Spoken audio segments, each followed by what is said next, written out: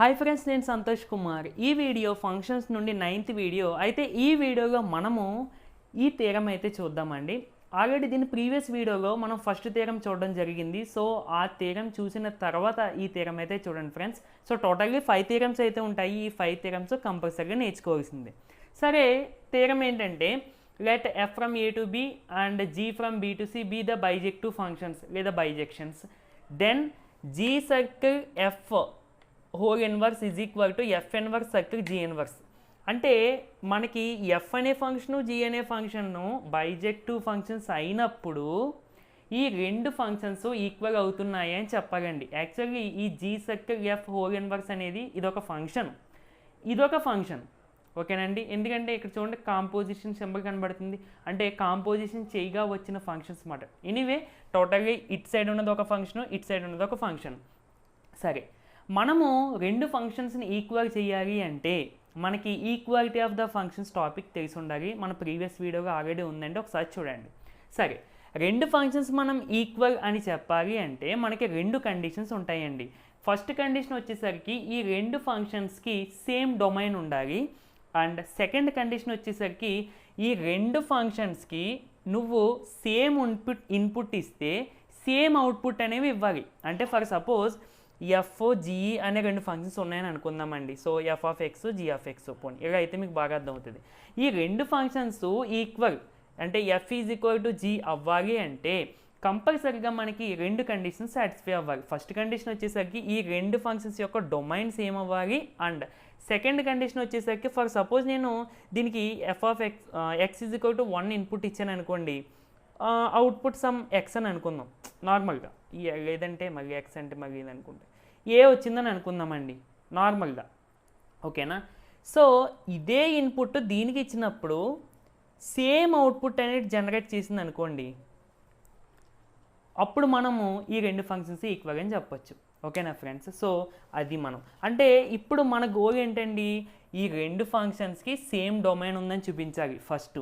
ఆ తర్వాత మనం సేమ్ ఇన్పుట్ ఇచ్చినప్పుడు సేమ్ అవుట్పుట్ వస్తుంది ఈ రెండు ఫంక్షన్స్కి అన్నది కూడా మనం చూపించాలి. ఓకేనండి. సరే ఫ్రెండ్స్, మన ఛానల్లో ఉండే థీరమ్స్ అంటే ఆల్రెడీ ఒకటే చెప్పాను అనుకోండి, సో కొంచెం పెద్దగా అనిపిస్తాయి మీకు. బట్ ఇందులో చాలా ఈజీ, ప్రతి పాయింట్ మీకు అర్థం అవ్వడం కోసం నేను ప్రతి పాయింట్ ఎక్స్ప్లెయిన్ చేసి రాస్తున్నానండి. ఓకేనండి. ఒకసారి చూడండి ఫ్రెండ్స్, పెద్దదిగా ఉందని చెప్పి వెళ్ళిపోవద్దు చూడడం మానేసి. సరే, ఇక్కడ ఏంటంటే first F from A to B, జాగ్రత్తగా వినండి. F from A to B and G from B to C are the bijective functions. Okay, అది ఇచ్చిన ఇన్ఫర్మేషనే. సరే, బాగానే ఉంది. ఇక్కడ మీరు చూసుకున్నట్టయితే ఇన్వర్స్ ఉన్నాయండి. అంటే ఫస్ట్ మనం ఇన్వర్స్ ఫంక్షన్స్ని డిఫైన్ చేసుకోవాలి. మనకి ఇచ్చిన నార్మల్ ఫంక్షన్స్, వీటి నుంచి ఇన్వర్స్ ఫంక్షన్స్ మనం డిఫైన్ చేసుకోవాలి. అదే చూడండి, F inverse from B to A and G inverse from C to B are also bijective functions. ఇది నేను ఎలా రాశానంటే యాక్చువల్లీ ఈక్వాలిటీ ఆఫ్ ద ఫంక్షన్స్లో అదే వీడియోలో ఇన్వర్స్ ఫంక్షన్స్ అని చెప్పి నేను ఒక టాపిక్ చెప్పానండి. ఆ టాపిక్లో ఒక ఫంక్షన్ అనేది బైజెక్టివ్ ఫంక్షన్ అయితే కంపల్సరిగా దాని యొక్క ఇన్వర్స్ ఫంక్షన్ కూడా బైజెక్టివ్ ఫంక్షన్ అవుతుంది అన్నది నేను ఒక పాయింట్ అక్కడ చెప్పాను. అదేవిధంగా ఇక్కడ F from A to B and G from B to C అనేవి బైజెక్టివ్ ఫంక్షన్స్. కాబట్టి వీటి యొక్క ఇన్వర్స్ ఫంక్షన్ ఎఫ్ ఇన్వర్స్ అంటే బి టు ఏ. మనం ఒక ఫంక్షన్ ఇన్వర్స్ చేసినప్పుడు వాటి యొక్క డొమైన్ ఏమో కోడొమైన్గా మారిపోతుంది, కోడొమైన్ ఏమో డొమైన్గా మారిపోతుంది. అవన్నీ నేను అందుకు చెప్పానండి, అందుకే నేను మరి ప్రీవియస్ వీడియోస్ చూడమని చెప్పేది. ఓకేనా ఫ్రెండ్స్. సో కంపల్సరీగా చూడండి, ఇది ఏదో రిక్వెస్ట్ లాంటిది అంతే, చూస్తే మీకు బాగా అర్థమవుతుంది, అంతకన్నా ఏం లేదు. సరే, సో ఈ ఫంక్షన్స్ బైజెక్టివ్ ఫంక్షన్స్ కాబట్టి వీటి యొక్క ఇన్వర్స్ ఫంక్షన్స్ కూడా బైజెక్టివ్ ఫంక్షన్స్. ఓకే, డిఫైన్ చేసేసుకున్నాము ఇన్వర్స్ ఫంక్షన్స్ కూడా. ఇప్పుడు జీ సర్కిల్ ఎఫ్, దీని ఇన్వర్స్ పక్కన పెట్టండి. ఫస్ట్ జీ సర్కిల్ ఎఫ్ ఇది ఒక ఫంక్షన్ కదా, దీన్ని మనం ఫస్ట్ డిఫైన్ చేసుకోవాలి. సరేనండి, ఇక్కడ చూడండి, F from A to B, G from B to C are the bijective functions అయినప్పుడు ఈ రెండింటి యొక్క కంపోజ్ చేయొచ్చండి. రెండింటిని కంబైన్ చేయొచ్చు. ఎందుకంటే ఇంకో డొమైన్ మ్యాచ్ అయ్యాయి కాబట్టి ఈ రెండింటిని ఈ విధంగా కంపోజ్ చేయొచ్చు. అలాగా జీ సర్కిల్ ఎఫ్గా. ఓకేనండి. So g circle f from A to C is also a bijective function. ఓకేనండి. ఇది నేను ఎలా రాశాను, ఈ రెండింటిని ఉపయోగించి. అంటే ఎఫ్ జీఈ బైజెక్టివ్ ఫంక్షన్స్ అయినప్పుడు వీటి యొక్క కాంపోజిషన్ అనేది కూడా బైజెక్టివ్ ఫంక్షన్ అవుతుంది. మనకి ఇది గుర్తొస్తుందా? థీరం 1 ఫస్ట్ థీరం యొక్క స్టేట్మెంట్ అదే. ఓకేనండి. సో అందుకనే ఫ్రమ్ థీరం 1 అని చెప్పి రాశాను. ఓకేనండి. సరే, ఇప్పుడు జాగ్రత్త చూడండి ఫ్రెండ్స్. జీ సర్కిల్ ఎఫ్ అనేది ఒక ఫంక్షన్, ఎక్కడి నుండి ఎక్కడికి? ఏ నుంచి సికి. సో ఇది బైజెక్టివ్ ఫంక్షన్. అంటే ఒక ఫంక్షన్ అనేది బైజెక్టివ్ ఫంక్షన్ అయ్యింది, కంపల్సరీగా దీని యొక్క ఇన్వర్స్ ఫంక్షన్ అనేది కూడా బైజెక్టివ్ ఫంక్షన్ అవుతుంది. ఓకేనండి. సేమ్ ఇక్కడ ఉన్నట్టుగానే ఇక్కడ ఎఫ్, ఇక్కడేమో జీ సర్కిల్ ఎఫ్. ఏదైనా సరే మనకి ఫంక్షనే కదా. సరే, సో టోటల్గా మనకి ఈ ఫంక్షన్ వచ్చేసిందండి. అంటే ఈ ఫంక్షన్ గురించి మనకు కొంత ఐడియా వచ్చింది. Okay, G circle F inverse అనేది, అదే G circle F whole inverse అనేది ఒక బైజెక్టివ్ ఫంక్షను. ఇప్పుడు దీని దగ్గరికి వెళ్తాం. ఓకే, మన దగ్గర ఎఫ్ ఇన్వర్స్ ఉంది, జీ ఇన్వర్స్ ఉంది. వీటి యొక్క కాంపోజిషన్ చూడండి ఫ్రెండ్స్. గుర్తుపెట్టుకోండి, మనం రెండు ఫంక్షన్స్ని కంపోజ్ చేయాలి అంటే, కంబైన్ చేయాలి అంటే మీరు చూసుకోవాల్సిన 2 పాయింట్స్ ఉన్నాయండి. ఫస్ట్ డొమైను కంపల్సరీగా మ్యాచ్ అవ్వాలి. మ్యాచ్ అయినప్పుడు ఇక్కడ జాగ్రత్తగా చూడండి, ఇట్ సైడ్ నుండి ఇప్పుడు మనకి F inverse circle G inverse కదా, ఫ్రమ్ సి టు ఏ కదా, ఇక్కడ రాస్తున్నాం కదా, ఇది ఇలా ఫస్ట్ ఉండిగా రాసుకోండి. ఓకేనండి. తర్వాత ఇది రాస్తున్నాం కదా, ఇది ఇలా సెకండ్ ఉండిగా రాసుకోండి. అప్పుడు ఈ డొమైన్ ఈక్వల్ అయ్యేగా చూసుకోండి. అప్పుడు మీకు మ్యాపింగ్ అనేది ఫస్ట్ ఏది రాశారు? జీ ఇన్వర్స్ది కాబట్టి ఇంకో జీ, ఇది ఇన్పుట్, ఇది అవుట్పుట్ వస్తుంది. ఓకేనండి. కంపోజ్ చేసినప్పుడు కూడా చాలా జాగ్రత్తగా చూసుకోవాలండి. ఇష్టం వచ్చినట్టు ఇది G inverse circle F inverse అని పెట్టేసి ఫ్రమ్ సి టు ఏ అని ఇలా రాయకూడదు. ఓకేనా ఫ్రెండ్స్? కంపోజ్ చేయాలి అంటే కంపల్సరీగా మీరు చూసుకోవాల్సినవి డొమైను మ్యాచ్ అవ్వాలి. అండ్ ఇక్కడ కంపోజ్ చేసేటప్పుడు కూడా ఎఫ్ సర్కిల్ జీ ఇన్వర్స్ ఇక్కడ యాక్చువల్గా కంపోజ్ చేయాల్సిన అవసరం లేదు, ఆల్రెడీ మనకు కంపోజ్ చేసి ఇచ్చేసారు కాబట్టి ఈ ఫంక్షన్ తీసుకోవచ్చు. బట్ ఇక్కడ కంపోజ్ చేసేటప్పుడు కూడా ఇక్కడ ఫస్ట్ రాసేది ఇక్కడ ఫస్ట్ ఉండాలి, అండ్ దీని తర్వాత రాసేది ఇక్కడ ఈ విధంగా ఉండాలి. సో డొమైన్ ఏమో ఫస్ట్ రాసిన దాని యొక్క డొమైన్ అవుతుంది, అవుట్పుట్ అంటే డొమైన్ ఏమో ఇది అవుతుంది. సో మనకి ఈ ఇన్వర్స్ ఫంక్షన్స్ అనేవి 2 బైజెక్టివ్ ఫంక్షన్స్ అని మనం ఆల్రెడీ ఇక్కడ చెప్పుకోవడం జరిగింది. ఇక్కడ composition F inverse circle G inverse ఉంది. అంటే జీ ఇన్వర్స్ ఇట్ సైడ్ నుండి ఫస్ట్ ఉంది కాబట్టి ఫస్ట్ జీ ఇన్వర్స్ రాసుకున్నాను, తర్వాత ఎఫ్ ఇన్వర్స్ రాసుకున్నాను. సో డొమైన్ మ్యాచ్ అయ్యాయి కాబట్టి వీటి యొక్క కాంపోజిషన్ ఈ విధంగా, ఇదే కరెక్ట్ కాంపోజిషన్. దీని నుంచి మీకు చాలా కాంపోజిషన్ తీసుకొచ్చి కావాలితే ఎలాంటివంటే g inverse circle F inverse from C to A అని తీసుకోవచ్చు, లేదంటే f inverse circle G inverse from A to C తీసుకోవచ్చు. ఇలా చాలా కాంపోజిషన్స్ వచ్చేస్తూ ఉంటాయి. బట్ ఇవేమీ మీనింగ్ఫుల్ కాదు, కరెక్ట్ కాంపోజిషన్స్ కాదు. ఇది ఒక్కటే కరెక్ట్ కాంపోజిషన్. అది కరెక్టా కాదన్నది కూడా మనం ఎలా చెక్ చేసుకోవాలంటే ఇందాక చెప్పాను కదండి, డొమైను ఇలా ఫస్ట్ రాసేది ఇక్కడ ఉండేలాగా దీని ఇన్పుట్ అలా అన్నీ చూసుకోవాలి ఇందాక చెప్పినట్టు. సరే, సో ఇప్పుడు దీని యొక్క composition F inverse circle G inverse from C to A అనేది కూడా కంపల్సరీగా బైజెక్టివ్ ఫంక్షన్ అవుతుంది. అంటే 2 ఫంక్షన్స్ తీసుకున్నాము, వీటి యొక్క కాంపోజిట్ ఫంక్షన్ కూడా బైజెక్షన్ అవుతుంది. థీరం 1 ప్రకారం మనం ఆల్రెడీ ఇక్కడ చెప్పుకున్నాం కదా. కాకపోతే ఇక్కడ ఎఫ్ జీ తీసుకున్నాం, ఇక్కడ జీ ఇన్వర్స్ ఎఫ్ ఇన్వర్స్ తీసుకున్నాం. ఎనీవే ఈ 2 ఫంక్షన్సే ఈ థీరం అనేది ప్రతి ఫంక్షన్కి అప్లై అవుతుంది. సో అందుకని చెప్పి 2 బైజెక్టివ్ ఫంక్షన్స్ తీసుకున్నప్పుడు వాటి యొక్క కాంపోజిషన్ కూడా బైజెక్టివ్ ఫంక్షన్ అవుతుంది. సో టోటల్గా మనకి ఈ ఫంక్షన్ గురించి కూడా మనకు కొంత ఐడియా అయితే వచ్చేసింది. ఈ 2 ఫంక్షన్స్ గురించి కూడా మనకు ఒక ఐడియా అయితే వచ్చింది. సో ఇక్కడ మీరు చూసుకుంటే మనకి g circle F whole inverse from C to A ఇది one of the function, and ఇది one of the function. So ఈ రెండింటి యొక్క డొమైన్స్ చూసుకుంటే సేమ్ కాబట్టి మనకు ఫస్ట్ కండిషన్ కంప్లీట్ అయినట్టు. ఇప్పటికి the functions G circle F whole inverse and F inverse circle G inverse have the same domain. ఓకేనా? సో ఇప్పుడు మనకి ఫస్ట్ కండిషన్ కంప్లీట్ అయినట్టు. ఇప్పుడు సెకండ్ కండిషన్ చూద్దాం.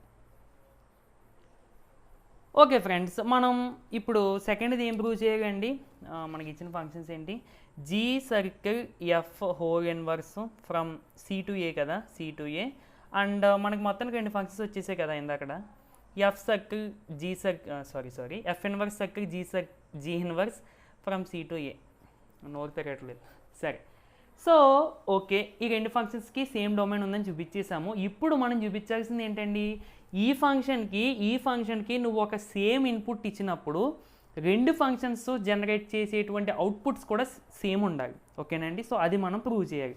అంటే ఇంకా ఈజీగా చెప్పాలంటే, ఫర్ సపోజ్ నేను ఈ ఫంక్షన్ తీసుకున్నానండి, G circle F inverse of, దీనికి అంటే జనరల్గా ఫంక్షన్ అంటే మీకు డౌట్ రావచ్చు, G circle F whole inverse of X functions జనరల్గా ఎఫ్ ఆఫ్ ఎక్స్ ఫామ్గా ఉంటాయి కదా అన్నట్టుగా. సో అలా ఉండవలసిన అవసరం లేదు.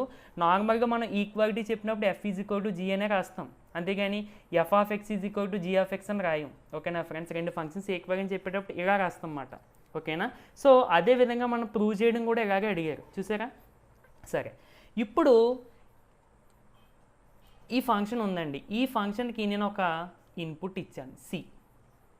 ఇన్పుట్ సిఏ ఎందుకు ఇచ్చావు, ఏ ఇవ్వచ్చు కదా, బి ఇవ్వచ్చు కదా అంటే మనకి ఇక్కడ డొమైన్ చూసారా సిఏ ఉంది కాబట్టి సిలో ఉన్న ఎలిమెంట్స్ స్మాల్ సి అని అనుకుంటాం కదా జనరల్గా. సో దీనికి ఇన్పుట్ ఇచ్చానండి, దీనికి ఒక ఆన్సర్ వచ్చింది. అలాగే ఈ ఫంక్షన్ తీసుకున్నాను F inverse circle G inverse of some, దీనికి కూడా ఒక ఇన్పుట్ ఇచ్చాను. ఇప్పుడు ఈ రెండు ఆన్సర్స్ కూడా మనకి సేమ్ వస్తే అప్పుడు ఈ రెండు ఫంక్షన్స్ ఈక్వల్ అని చెప్పేయచ్చు. ఓకేనండి, సరే సరే. ఇప్పుడు ఏంటంటే దానికోసం ఒక చిన్న మ్యాటర్, ఇది ఎందుకు రాసాను అనేది మీకు అర్థమవుతుంది తర్వాత. జీ అనేది ఆన్టు, ఎఫ్ అనేది ఆన్టు. ఆన్టు అంటే ఏంటి, డొమైన్లో ఉన్న ప్రతి ఎలిమెంట్కి కూడా కోడొమైన్లో ఉన్న ప్రతి ఎలిమెంట్కి కూడా డొమైన్లో ఒక ఎలిమెంట్ అనేది ఎగ్జిస్ట్ అవుతుంది, అదే రాశాను. For every C belongs to C there exist B belongs to B such that G of B is equal to C, అంతే కదండి. సో ఇది బి అనుకుని, ఇది సి అనుకుని, ఇది జీ అనుకుంటే, సో ఇందులో ఉన్న ఎలిమెంట్స్ బి అని, ఇందులో ఉన్న ఎలిమెంట్స్ స్మాల్ సి అని తీసుకుంటే, ఇందులో ఉన్న ప్రతి ఎలిమెంట్కి కూడా ఇందులో ఒక ఎలిమెంట్ అనేది ఎగ్జిస్ట్ అవుతుంది. ఎలా ఎగ్జిస్ట్ అవుతుంది, వీటి యొక్క ఇమేజెస్ ఈ ఎలిమెంట్స్ లాగా ఎగ్జిస్ట్ అవుతుంది, అంతే కదా. G of B is equal to C అంటే సిలో ఉన్న ప్రతి ఎలిమెంట్కి బిలో ఉన్న ఏదో ఒక ఎలిమెంట్ అనేది ఎగ్జిస్ట్ అవుతుంది. ఎలా ఎగ్జిస్ట్ అవుతుంది, ఈ ఎలిమెంట్ వీటి యొక్క ఇమేజెస్ లాగా, దట్ మీన్స్ ఈ విధంగా ఎగ్జిస్ట్ అవుతాయి. ఓకేనండి, సరే. ఇప్పుడు G of B is equal to C అయినప్పుడు దీని యొక్క ఇన్వర్స్, జీ ఇన్వర్స్ అంటే ఈ విధంగా కదండి అవుతుంది.